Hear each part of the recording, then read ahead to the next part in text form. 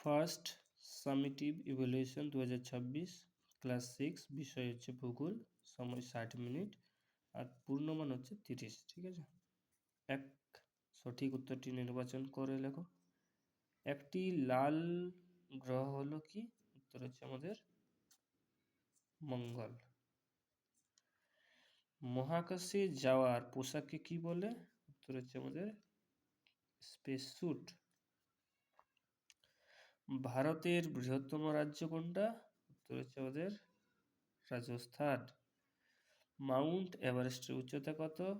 8,848 metre. ভারতের সংযোগকারী ভাষা হলো ইংরেজি।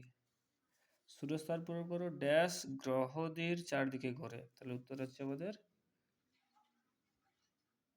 উপগ্রহ। দুটি পর্বতের মাঝে নিচু অংশকে কি বলে? উপত্যকা।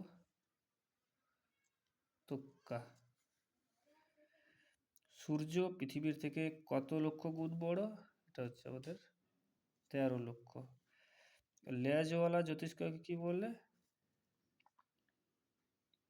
ধূমকেতু। ভারতের প্রথম মহাকাশচারী পুরুষ, এটা হচ্ছে রাকেশ শর্মা। পরে হচ্ছে তারাখোসা, এটা মিলামিলি গোটা, তো তারাখোসাকে বলে উল্কা।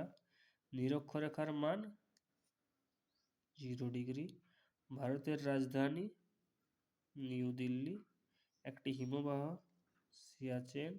আর বামন গ্রহ হলো আমাদের প্লুটো। 4 বাম দিক, এটা উপরটা ছিল, বাম দিক ডান দিক মিলা, এটা মিস্টেক আছে। নক্ষত্র কাকে বলে? তাহলে যাদের নিজস্ব আলো আছে তাদেরকে নক্ষত্র বলে।